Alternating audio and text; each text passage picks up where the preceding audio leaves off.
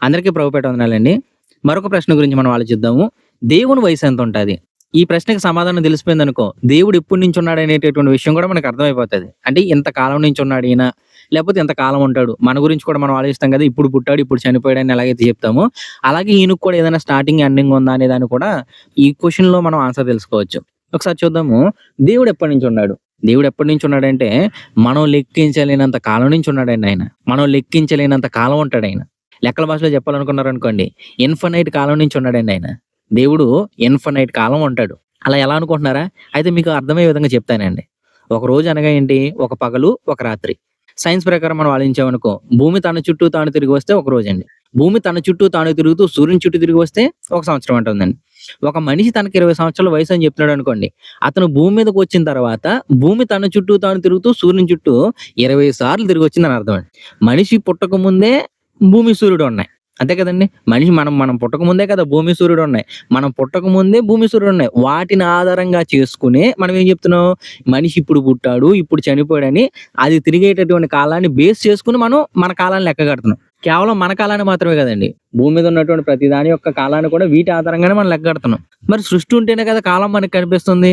సృష్టి లేకుండా కాలం అనేది ఉండట్లేదు కదా! దేవుడు చేసినటువంటి సృష్టిలో ఒక భాగమే కదండీ కాలం.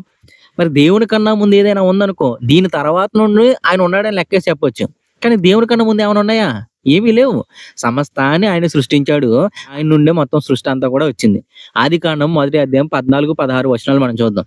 దేవుడు పగటిని, రాత్రిని వేరుపరచినట్లు ఆకాశ విశాలమందు జ్యోతులు కలుగును గాకనియు, అవి సూచనలను, కాలములను, దిన సంవత్సరములను సూచించుటకయుండును గాకనియు, భూమి మీద వెలుగిచ్చిన ఆకాశ విశాలమందు జ్యోతులయుండు గాకనియు పలికెను. ఆ ప్రకారమాయెను. దేవుడు ఆ 2 గొప్ప జ్యోతులను అనగా పగటిని ఏలుటకు పెద్ద జ్యోతిని, రాత్రిని ఏలుటకు చిన్న జ్యోతి, నక్షత్రములను చేసెను. సరే, సృష్టి ఉంది కదా! దాన్ని ఆధారంగా చేసుకుని దేవుడు ఎప్పటినుంచి ఉన్నాడో చెప్పుదామా?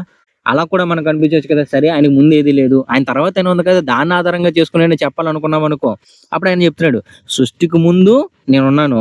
సృష్టి అంతమైపోయిన తర్వాత కూడా నేనుంటాను. సరే, మనుషులున్నారు కదా! పోనీ మనుషుల్ని ఆధారంగా చేసుకొని చెప్పాలనుకున్నామనుకో, మనుషులు పుట్టక ముందే ఆయన ఉన్నాడు. మనుషులందరూ కూడా అంతమైపోయిన తర్వాత కూడా ఆయన ఎల్లప్పుడూ ఉంటాడండి. హెబ్రీయులకు రాసిన పత్రిక మొదటి అధ్యాయం 10, 12 వచనాలు మనం చూద్దాం. మరియు ప్రభువా, నీవు ఆదియందు భూమికి పునాది వేసితివి. ఆకాశములు కూడా నీ చేతి పనులే. అవి నశించును గాని నీవు నిలిచిందువు. అవన్నీ వస్త్రం వలె పాతగిలును. ఉత్తరీయము వలె వాటిని మడిచివేతువు. అవి వస్త్రం వలె మార్చబడును గాని నీవు ఏకరీతిగానే ఉన్నావు. నీ సంవత్సరములు తరగవు అని చెప్పుచున్నాడు. ఆయనకి సంవత్సరాలు లేవు. ఒకవేళ నువ్వు సంవత్సరాలు లెక్క కట్టాలనుకున్నా గాని అవి తరిగిపోయినవి. వాటికి ఎండింగ్ అంటూ లేదు. ఆయన వయసు నువ్వు లెక్కించలేనంత ఉంటది బ్రదర్. నువ్వు వయసును లెక్కించడానికి ఉన్నటువంటి అంకెలు కూడా సరిపోవు. అందుకే ఇన్ఫినైట్ కాలం నుంచి ఉన్నాడని చెప్తున్నా.